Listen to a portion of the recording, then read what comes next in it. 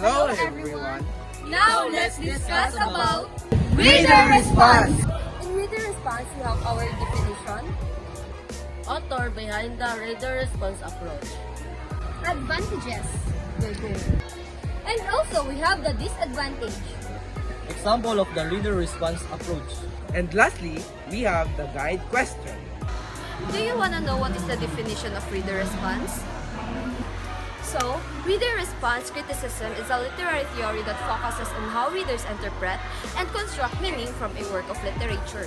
It emphasizes the reader's role in the process rather than the author, the text itself, or other external influences. What it says? Readers actively construct meaning from a text rather than passively consuming it. Second, the meaning of a text is not an object, but it's dependent on the reader's interpretation.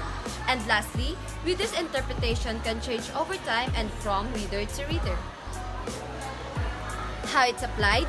Reader response criticism encourages readers to be creative in their interpretation.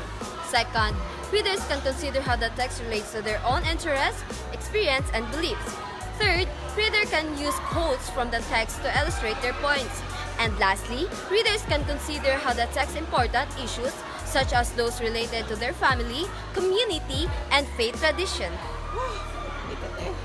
Who's the author behind this approach?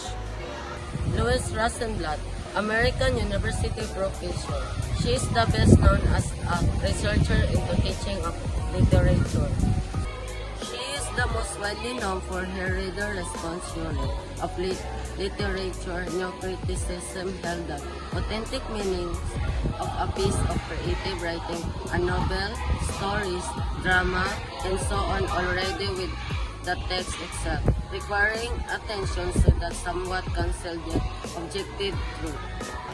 Now, let's move on to the advantages and disadvantages about this approach. The advantages of reader response. Advantages. Reader response allows reader to interpret the text in various ways. Reader response criticism is all about you, the reader.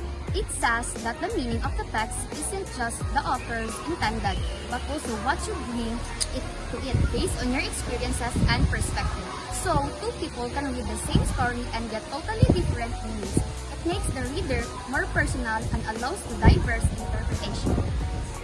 This is the disadvantage of the reader response. Provides a very skewed outlook on the different works of literature. And next, this is one of the example of reader response. The Great Gatsby by F. Scott Fitzgerald. A reader living in the 21st century might find Gatsby pursuit of the American dream both tragic and aspirational. They could analyze how the novel reflects the societal pressures and disillusionment of the roaring 20s while also exploring the enduring appeal of achieving one's dreams.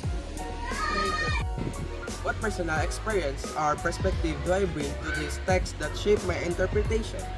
This encourages self-reflection on how individual background influence understanding. Consider your age, cultural background, beliefs, and past experience. How do these factors affect your emotional response to the characters and events? Thank you. We are from Group 6. Bye!